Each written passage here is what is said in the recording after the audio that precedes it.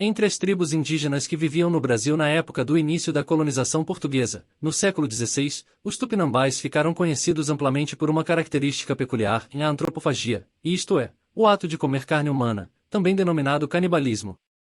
É certo que os tupinambás não eram os únicos a exercer tal prática, mas em razão sobretudo dos relatos de alguns viajantes europeus que presenciaram os rituais de canibalismo dessa tribo, sua fama correu o mundo.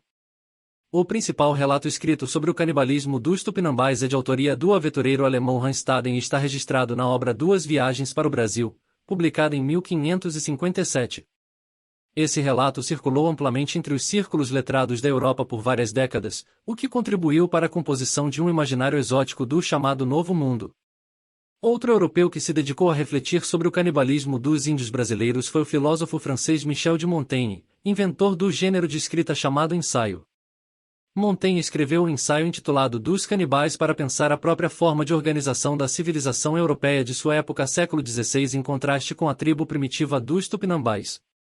Sem contar que tanto Montaigne quanto várias multidões de pessoas do século XVI tiveram a oportunidade de ver índios tupinambás em cidades como Lisboa e Paris.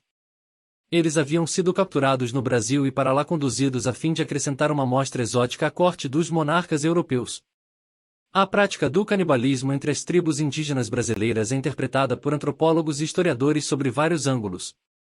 Primeiramente, deve-se destacar que o canibalismo tupinambá é caracterizado como exocanibalismo, isto é, essa tribo não devorava membros de sua própria comunidade, mas buscava em outras tribos rivais o seu alimento. Geralmente os homens canibalizados eram guerreiros capturados em batalhas. O corpo desses rivais era comido em cerimônias com presença de dança e outros elementos ritualísticos.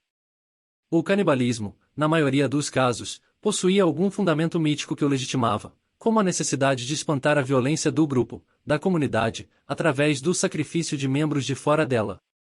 Na década de 1920, vale acrescentar que o poeta, polemista e filósofo Oswald de Andrade, um dos organizadores da Semana de Arte Moderna de 1922, publicou o Manifesto Antropófago, um dos textos base do modernismo artístico brasileiro, no qual evocou a ideia dos índios canibais brasileiros, dando a ela um sentido estético que serviu como marca da capacidade da cultura brasileira de absorver outras culturas e tradições e imprimir nelas sua própria marca.